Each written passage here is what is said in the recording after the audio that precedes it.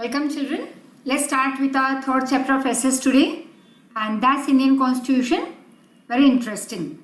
But before moving on to this interesting part related to Constitution, let's see what few children are communicating with their parents, what are they talking about, and what are their questions to their parents and all. Now, Haley, Priyanshi and Sachin are watching the final match of World Cup of 2011 on TV with their parents. बहुत exciting match चल रही थी ये 2011 वाली between India and Sri Lanka. Final match थी. अब ये world cup कौन जीतेगा ये एक बहुत बड़ा सवाल था, इंडिया या श्रीलंका. और श्रीलंका ने तो बहुत बड़ा एक चैलेंजिंग टारगेट रखा था इंडिया के लिए to achieve. But with the fearless batting of Indian captain MS Dhoni, India won the world cup. अब सब लोग एंजॉय कर रहे थे इस विक्ट्री को. Everyone was rejoicing the victory. Haley said to her mother while watching TV that mother, or you can say mummy, the previous match was in a tie between India and England. So what do you mean by tie? तब Nita Ben ने समझाया that Haley, एक popular game जैसे cricket, तो उसमें systematically बहुत सारे rules बने रहते हैं. क्रिकेट बोर्ड ने भी बनाए बहुत सारे rules. A tie in a match means कि दोनों टीम के स्कोर इक्वल हो जाते हैं, उसको हम कहते हैं टाई. अब बहुत सारे गेम्स हैं लाइक फुटबॉल, हॉकी, कबड्डी, इन सब के खुद के रूल्स हैं. और अगर एक गेम में इतने सारे रूल्स हैं तो हमारी इतनी बड़ी कंट्री और इसकी इतनी बड़ी पॉपुलेशन, तो उसके लिए तो बहुत सारे वेल फ्रेम रूल्स हैं हमारी कंट्री के. So now let's see what is it, right. So let's move ahead. अब देखो यहाँ पे ये तुम सबने रीड हमेशा किया ही होगा. We the people of India having solemnly resolve, मतलब बहुत सीरियसली हमने ये रिजॉल्व किया है. We are decided to constitute India into a sovereign, social, secular, democratic republic and to secure to all its citizen justice, social, economic, political. मतलब अब ये सारे वर्ड्स तो तुम्हें इंडिविजुअली हम बताएंगे लेक्चर में, बट यहाँ पे ये लिखा गया है कि हर एक आदमी, हर एक इंडियन सिटीजन को क्या मिलेगा. जस्टिस हर एक जगह पे, सोसाइटी में, बिजनेस, प्रोफेशन, पॉलिटिक्स, हर एक जगह पे. लिबर्टी मिलेगी उसे, फ्रीडम मिलेगी thought, expression, belief, faith, worship. मतलब हर एक जगह पे freedom. He can follow any religion, he can follow any faith, he can express his thoughts. and next is जैसे इक्वालिटी मिलेगी उससे हर एक, मतलब कि अपॉर्चुनिटी में इक्वालिटी होगी जब वो काम ढूंढने निकलेंगे या anything related to his profession, business, education. हर एक जगह पे इंडियन सिटीजन को इक्वालिटी मिलेगी. स्टेटस की इक्वालिटी होगी अगर वो उसके सारे कंडीशन वो सिटीजन फुलफिल कर रहा है. जैसे एक आदमी इंजीनियरिंग की पोस्ट के लिए काम ढूंढने निकला है और डिग्री भी है अच्छी खासी, लेकिन कास्ट या कलर या रिलीजन या किसी रीज़न की वजह से पार्शलिटी की जाती है उसके साथ और उसे काम नहीं दिया जाता, तो ये गलत है. तो हमारे कॉन्स्टिट्यूशन में लिखा गया है कि हर एक इंडियन सिटीजन को अपॉर्चुनिटी इक्वल मिलेगी, स्टेटस इक्वल होगा. And to promote among them all fraternity, हर एक को फ्रीडम मिलेगी और श्योरिटी दी जाएगी. दैट इज अश्योरिंग कि तुम्हारी रिस्पेक्ट को मेंटेन किया जाएगा कंट्री में, यूनिटी होगी कंट्री में, इंटीग्रिटी होगी, एकता होगी. In our constitution assembly this 26th day of November 1949 do hereby adopt, that is today we adopt on this 26th November 1949. तो हम अडॉप्ट भी कर रहे हैं और एनेक्ट भी करेंगे. And due to our self this constitution, मतलब हमने कॉन्स्टिट्यूशन जो प्रिपेयर किया है with rights and duties and rules and regulation, lot many things, तो वो इनेक्ट होगा, मतलब वो एक्शन में डाला जाएगा. And each one will be treated equally as Indian citizen as per this constitution. So let's see what is it. अब preamble of a constitution, a systematic compilation मतलब to bring together, एक जगह पे ठीक से कंपाइल करना है। जैसे इनिशियली हम लोगों ने तुम्हें व्हाट्सएप करते थे हम एक एक चैप्टर की PDF notes, then we compiled, we brought together all the chapters into one single note and we provided you the hard copy of it, right? तो उसको हम कहेंगे compilation। तो वैसे बहुत सारे रूल्स हैं, अलग अलग फील्ड के अलग अलग रूल्स। तो इन रूल्स को हमने बहुत ही सिस्टमेटिकली एक जगह पे ले आए ताकि हमारी गवर्नमेंट हमारी कंट्री को ठीक से रूल कर पाए। And this is called constitution. ये सेट ऑफ रूल्स को हम कहेंगे constitution of a country. Constitution can be written, it can be unwritten. Our constitution is a written constitution and it starts with a preamble। तो तुम्हें पता होना चाहिए what is preamble। तो एक शॉर्ट में मैं तुम्हें समझा दूं easy way what is preamble। अब देखो, जैसे कई बच्चों को आदत होती है डाइजेस्ट लेने की, राइट? चलो कोई ऐसे सब्जेक्ट है जहाँ पे तुमने डाइजेस्ट खरीदी कर ली, से संस्कृत आता ही नहीं, समझ में नहीं आता, ठीक है तुम संस्कृत की डाइजेस्ट ले आए। अब हुआ ये कि चैप्टर जब रीड किया तो तुम्हें समझ में नहीं आया, थोड़ा बहुत समझ में आया, थोड़ा बहुत नहीं। तो फटाक से क्या किया तुमने, अरे डाइजेस्ट है ना, देख लेते हैं, डाइजेस्ट खोल दी, उसकी इजी ट्रांसलेशन इंग्लिश या हिंदी में तुमने रीड कर ली, अब वो तुम्हें समझ में आ गया। तो मेन कॉन्स्टिट्यूशन क्या है, तुम्हारी टेक्स्ट बुक, और डाइजेस्ट क्या है, एक इजी फॉर्मेट जो तुम्हें समझा रहा है तुम्हारे संस्कृत के shlokas, that is preamble, right? This just an example I have given you, don't say that digest is preamble, right? Now how was this constitution form, मतलब कि एक दिन में तो बना नहीं, काफ़ी दिन लग गए। I would say 2-3 years it took. Let's see how many years, how many months and how many days. So this is very interesting. अब हुआ ये कि ये कॉन्स्टिट्यूशन जो बना, द कॉन्स्टिट्यूशन ऑफ इंडिया, वो तो हमने ऑलरेडी देख लिया वो क्या है, set of rules, but it is also said it is a statement, मतलब उसमें क्या इंक्लूड हुआ है। तो हमारी कंट्री के dreams, goals to be achieved, aims, जैसे तुम्हारा एम है या गोल बनाया है कि 8 में तो 90 अप लाना ही है, right?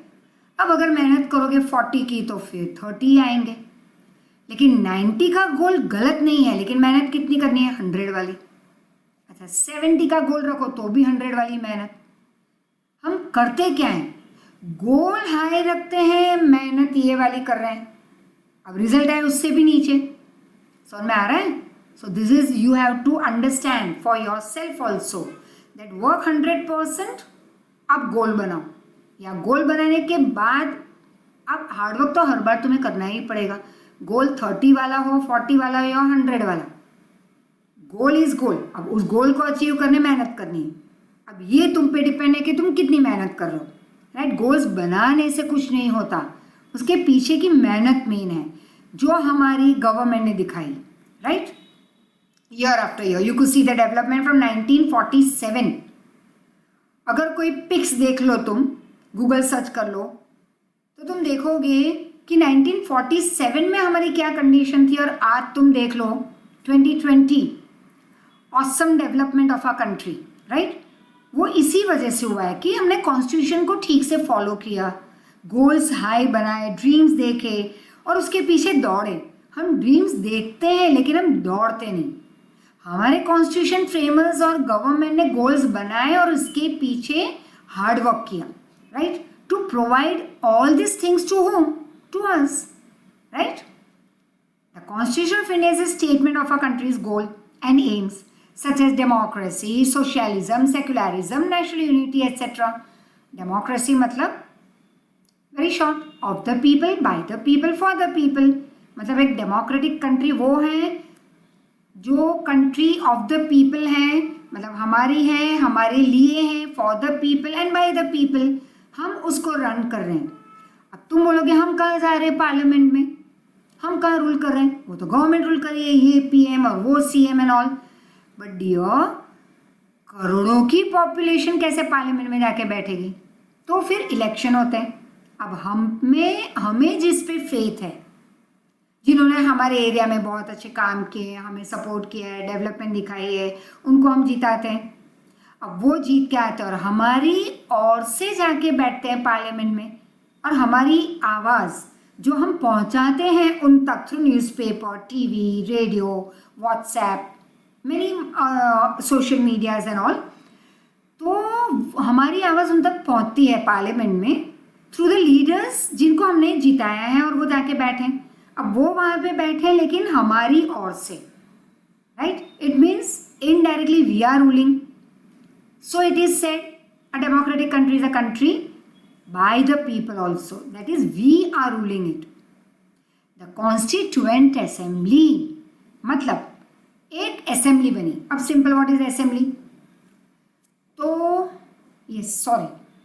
Socialism and secularism and national unity. अब सोशलिज्म मतलब कंट्री के वेलफेयर के लिए भी हमारी गवर्नमेंट बहुत काम कर रही है. जैसे तुम देखोगे तो road construction, bridge construction, municipality और schools and government hospitals and you can say BRTS and BSNL, ये सब it comes under the welfare of the for the welfare of the common people. हाँ, लेकिन तुम कहोगे Volvo and 5-star hotels and 5-star hospitals and all these things are not for the welfare of the people, that is luxury. तो वो private कंपनियां चला रही है. बाकी की काफ़ी चीज़ें like BRTS, BSNL, government schools, colleges and जैसे गवर्नमेंट हॉस्पिटल, सिविल हॉस्पिटल, ये सारा गवर्नमेंट के अंडर है. रेलवेज जो वेलफेयर के लिए है लोगों के, क्योंकि हर एक आदमी लग्जरी बाई नहीं कर सकता, राइट? देन देयर सेक्युलरिज्म मतलब गवर्नमेंट हर एक को इक्वल मान रही है, एंड नेशनल यूनिटी कंट्री की एकता. अब असेंबली वर्ड मीनिंग, असेंबली मतलब कि जैसे तुम्हें स्कूल में एक असेंबली हेल्ड होती है when you go to school. अब तो नहीं जा रहे, लेकिन जब तक जाते थे तो early morning when you go to school तो एक असेंबली होती है. मतलब बच्चे एक जगह पे इकट्ठा होते हैं, बहुत सब बच्चे, फिर नेशनल एंथम गाया जाता है, या कई स्कूल में प्रेयर होती है लाइक ऑलमाइटी गॉड एंड, या कई जगह पे संस्कृत के श्लोक बोले जाते हैं. अलग अलग स्कूल में अलग अलग तरीका होता है. तो that assembly that is coming together but in a big number. तो कॉन्स्टिट्यूएंट असेंबली मतलब कॉन्स्टिट्यूशन बनाने के लिए एक या दो लोग नहीं बैठे थे, बहुत सारे लोग थे, राइट? तो वो उनका coming together to frame the constitution, उसको हम कहेंगे assembly. Was form by important, great, famous, that is prominent and distinguished scholars and leaders. अब किसी को भी तो नहीं बिठा दिया भाई तू भी आ जा और तू भी आ जा और मैं भी बैठ जाऊं ना. It was formed by great leaders, scholars and many people. You will come to know their political vision, मतलब उनकी जो what we say is politics के बारे में जिनकी जानकारी काफ़ी, फॉरसाइट मतलब जो फ्यूचर को समझ के उस हिसाब से कि भाई 10 साल के बाद लोगों को क्या चाहिए, उस हिसाब से कॉन्स्टिट्यूशन में सब कुछ ऐड करना was incorporated in a constitution. तो उनकी सोच, समझ, इन लोगों की, स्कॉलर्स की, लीडर्स की, उनकी होशियारी, चतुराई, ये सब ऐड हुआ कॉन्स्टिट्यूशन बनाते हुए. Leaders like Jawaharlal Nehru, doctor Rajendra Prasad, Sardar Patel, Maulana Abdul Kalam Azad, Shyam Prasad Mukherjee, Sardar Baldev Singh provided their guidance. Frank Anthony represented Anglo-Indian community and H.P. Modi represented Parsi community. Now very important over here. See, अब हुआ ये कि अगर एक ही जाति के लोग को लेते तो इसे हम इक्वालिटी तो कहते नहीं. सेक्युलरिज्म वर्ड जो हमने डाल दिया हमारे कॉन्स्टिट्यूशन में वो गलत हो जाता, राइट?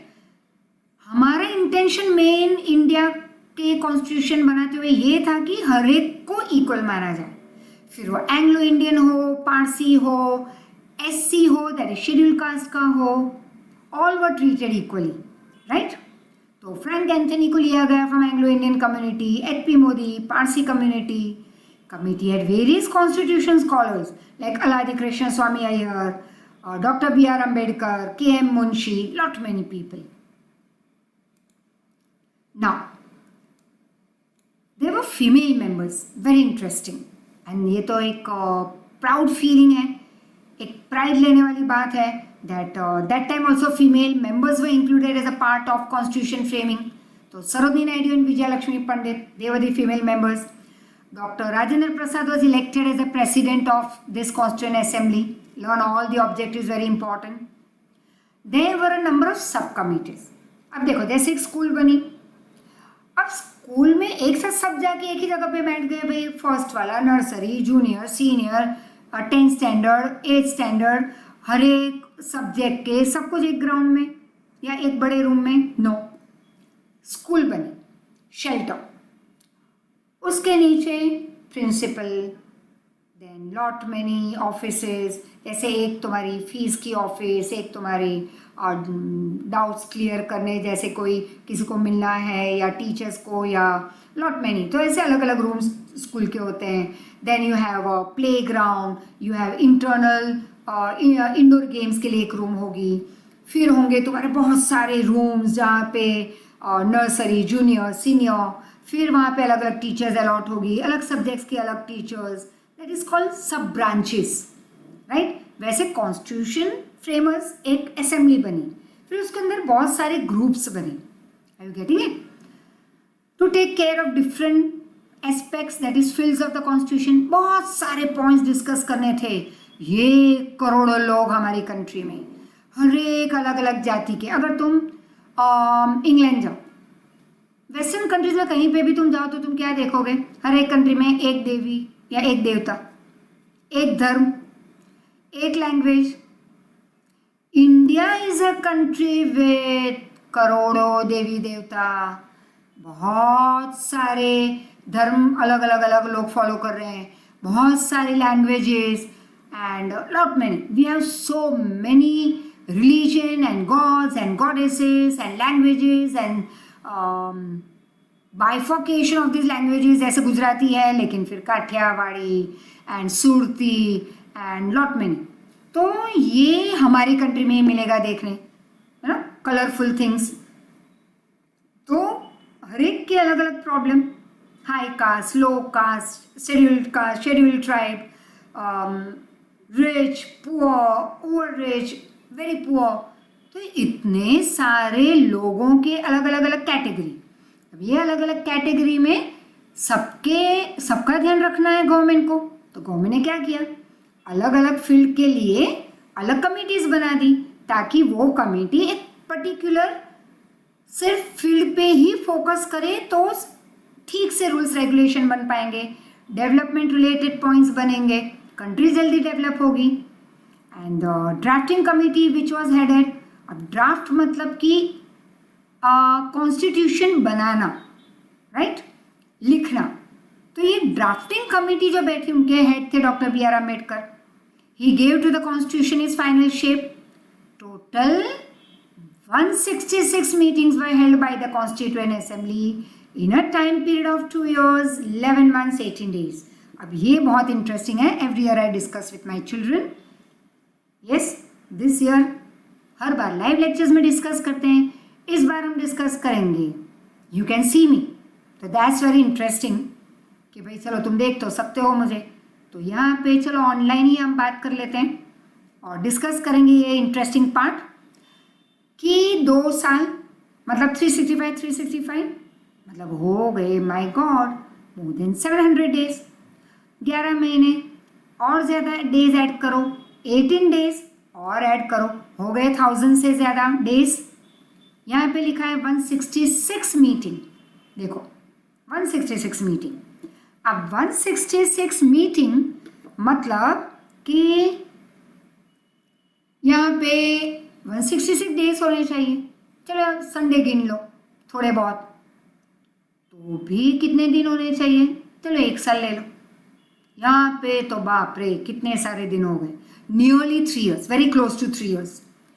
सो हुआ क्यों ये, तो थोड़ी ना अब तुम जैसे 365 डेज का एक ईयर रहता है और तुम हो 8th स्टैंडर्ड में, चलो 7th स्टैंडर्ड की बात ले लेते हैं।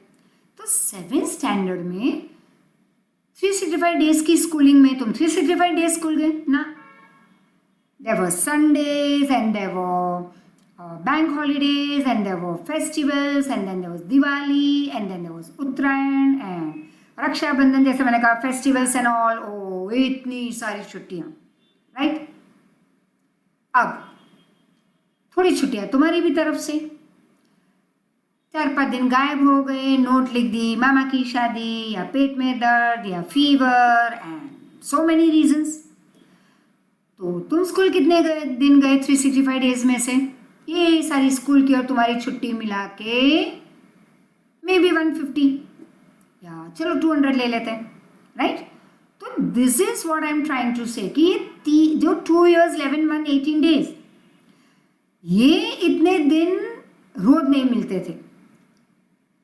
हर बार जरूरी नहीं था कि इतने सारे लोग सब प्रेजेंट रहें. तो कई बार ये होता था कि मीटिंग बुलाते थे लेकिन फिर कैंसिल करनी पड़ती ड्यू टू सम रीज़न, या there was some practically some group had their own reason for not coming. कोई सीवियर रीज़न होते थे उनके भी. फिर बैंक हॉलीडेज या Sundays and festivals and national festivals like 15th August 26 Jan. तो ये सब मिला के टोटल वो मिले कितने दिन? 166 days. तो 166 की मीटिंग्स हुई and on 26 November 49 committee pass the constitution. ये रेडी हो गया हमारा कॉन्स्टिट्यूशन. कब? 26 November 49. लेकिन स्टार्ट किया, उसको अमल में रखा, मतलब कि एनफोर्स किया, उस पर काम करना हमने शुरू किया. या हमें कब पता चला कि हाँ ये हमारे इंडिया का कॉन्स्टिट्यूशन है और ये रूल्स हैं जो हमें फॉलो करने हैं, ये हमारी राइट्स है जो हमें मिलनी चाहिए, या हमारी ड्यूटीज़ है जो हमें फॉलो करनी है और कंट्री को डेवलप करना है. ये सब हमें कब पता चला? तो कॉन्स्टिट्यूशन में लिखा है फ्रॉम 26 Jan 1950. अब एक नया क्वेश्चन तुम्हारे दिमाग में आएगा कि मैम 26 नवंबर को तो हो गया था कॉन्स्टिट्यूशन पास, तो पूरा 26 November to 26 December, 26 December to 26 Jan, 2 महीने क्यों वेट किया, क्यों हम तक नहीं पहुंचाया? रीज़न, बहुत बड़ा रीज़न है. On 26 Jan in 1930, that is 1930, Gandhi ji and his followers had taken a promise. It's called a vow, not W-O-W, vow. It's vow, V-O-W. You can say oath. You can also call it a promise to be given to yourself. तो ये कांग्रेस मतलब कि Gandhi ji and his followers had taken an oath on the bank of river Ravi, R-A-V-I, on the bank of river Ravi, on this particular day, that is 26 Jan 1930, कि इस दिन को हम हमारा इंडिपेंडेंस डे मनाएंगे. अब उनको पता नहीं था कि भाई हमें इंडिपेंडेंस मिलने वाला है और 1947 में 15th August को. 15th August को इंडिपेंडेंस मिला तो naturally we will celebrate and give it a big name as Indian independence day 15th August. अब 26 Jan की इम्पोर्टेंस तो वहीं पे है अभी भी, राइट. वो 1930 का जो प्रॉमिस लिया था तो वो तो हमें फुलफिल करना है, इसलिए हमने वेट किया ये 2 महीने, right. We had to wait 26 Jan, we waited till then, और फिर हमने इस दिन को इम्पोर्टेंस दिया और उस दिन को नाम दिया रिपब्लिक डे और हमने हमारा कॉन्स्टिट्यूशन पास किया. तो ये हमारे ग्रेट लीडर्स हैं, the creators, right, the creators of a constitution, that is Maulana Azad, Bhimrao Ambedkar, Rajendra Prasad and Sarojini Naidu, right. So all this people are a great great great creators, जिसकी वजह से आज हम देख रहे हैं कि हमारी डेवलपमेंट हो रही है. यस, उस कॉन्स्टिट्यूशन में बदलाव आया, ये नहीं कि वो ही चलता रहा आज तक. अब वो एक इंटरेस्टिंग पार्ट है जो हम नेक्स्ट टाइम डिस्कस करेंगे, राइट. तो ये सब तो अभी है नहीं इस दुनिया में, लेकिन उसके बाद भी हम बदलाव तो लाना ज़रूरी था. तो थोड़ा बहुत हम कॉन्स्टिट्यूशन वही है लिखा हुआ, बट जो चीज़ें पुरानी हो जाती है उस ज़माने के हिसाब से उसमें थोड़ा हम बदलाव ले आए, उसको हम कहते हैं अमेंडमेंट. ये नहीं कि भाई 8th की बुक अब काम की नहीं है, 7th की book for you of course, और 9th वालों के लिए 8th की बुक, तो उस तरह से तो वो बुक चल हमने किसी और को दे दिया, पस्ती में डाल दी. Constitution has is like a Gita, is like a Bible, is like your holy book of your religion. तो इससे कॉन्स्टिट्यूशन वो बुक तो हमारी वही है. द ओनली थिंग इज थोड़े अमेंडमेंट लाते रहते हैं, slight changes as per modern world as we move ahead in a life. तो आगे next time in the next video on Tuesday. Till then फिर से रीड करना है, और जो भी डाउट्स हैं you can give me a call dear. Thank you so much. Take care. Be safe in your house. Thank you once again. Good day.